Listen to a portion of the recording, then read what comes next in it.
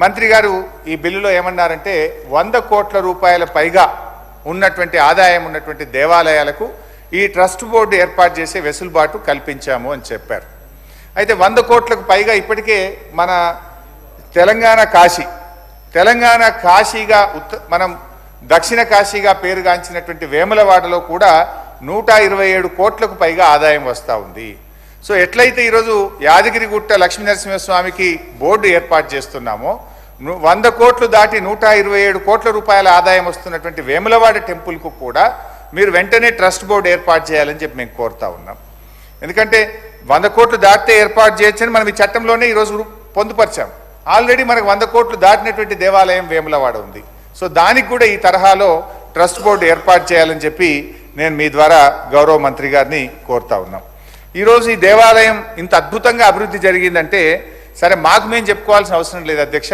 కేసీఆర్ గారు చేసిన అభివృద్ధికి ఇవాళ ఆ దేవాలయానికి పెరిగిన భక్తుల సంఖ్య పెరిగిన ఆదాయమే బీఆర్ఎస్ ప్రభుత్వం కేసీఆర్ గారు చేసిన కృషికి నిదర్శనమని చెప్పుకోవచ్చు అధ్యక్ష.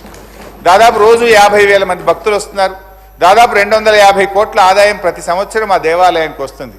అంతకుముందు దేవాలయం అభివృద్ధి జరగకముందు ఎంత వచ్చింది, ఈ రోజు ఎంత వచ్చింది అనేటువంటిది మీరు ఒకసారి పరిశీలిస్తే మా ప్రభుత్వం మరి ఎంత చిత్తశుద్ధితో ఈ దేవాలయాన్ని అభివృద్ధి చేసిందో మనం కొత్తగా చెప్పుకోవాల్సినటువంటి అవసరం లేదు.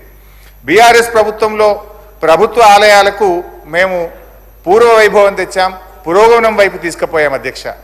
దురదృష్టం ఏంటంటే 15 నెలల కాంగ్రెస్ పాలనలో దేవాలయాల అభివృద్ధి పూర్తిగా తిరోగమనం పట్టింది.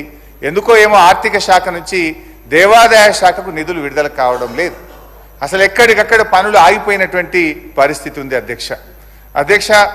గత చరిత్ర కూడా చూస్తే అధ్యక్ష, గతంలో ఎప్పుడైనా దేవాలయాల నిధులు రాష్ట్ర ప్రభుత్వాలు అభివృద్ధి కోసం వాడుకున్నటువంటి చరిత్ర ఈ రాష్ట్రంలో ఉంది. ఏ రాష్ట్ర ప్రభుత్వం కూడా ప్రభుత్వ నిధులు దేవాలయాలకు ఇచ్చిన పాపాన పోలేదు. కానీ మొట్టమొదటిసారిగా కేసీఆర్ గారు రాష్ట్ర ప్రభుత్వ నిధుల చేత దేవాలయాలను నిర్మించినటువంటి చరిత్ర బీఆర్ఎస్ పార్టీకి కేసీఆర్ గారికి ఉంది. అందులో ఒకటి యాదాద్రి లక్ష్మీనరసింహస్వామి దేవాలయం అధ్యక్ష. దేవుడు బాగుంటే రాష్ట్రం బాగుంటుంది, రాష్ట్రం బాగుంటే రాష్ట్ర ప్రజలందరూ బాగుంటారని మేము నమ్మినాం అధ్యక్ష. అందుకే మనం ఎందుకంటే తెలంగాణలో అనేక పుణ్యక్షేత్రాలను మరి దేవాలయాలను అభివృద్ధి చేసేటువంటి ప్రయత్నం చేసినాం.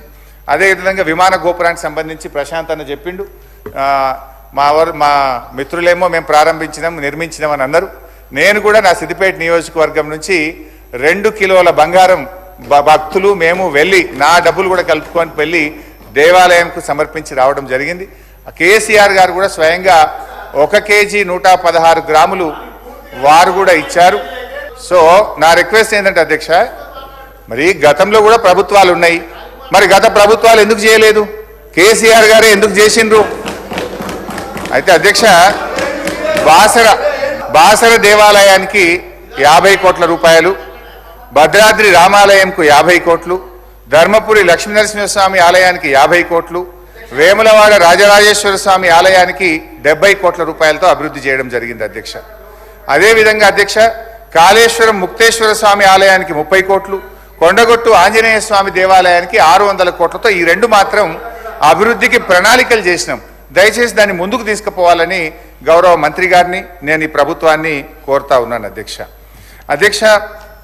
ఈరోజు కామన్ గుడ్ ఫండ్ కింద కూడా చాలా దేవాలయాలు అభివృద్ధి చేయడం జరిగింది. ప్రతి సంవత్సరం తక్కువ 50 కోట్ల రూపాయలు ఈ గ్రామీణ ప్రాంతంలో ఉండేటువంటి దేవాలయాల అభివృద్ధికి బడ్జెట్ నుంచి మేము నిధులు ఇచ్చాం. Every year not less than around 50 crores ఇచ్చేవాళ్ళం. అయితే ఈ 15 monthsలో 1 రూపాయి కూడా విడుదలైతలేదు. మరి గతంలో CGFలో శాంక్షన్ అయినటువంటి టెంపుల్స్ను డెవలప్ చేయడానికి కూడా ప్రయత్నం చేయాలి, వాటికి టెండర్లు పిలవాలి, ఆ పనులను ముందుకు తీసుకుని పోవాలని చెప్పి మీ ద్వారా నేను గౌరవ మంత్రి గారిని కోరుతా ఉన్నా.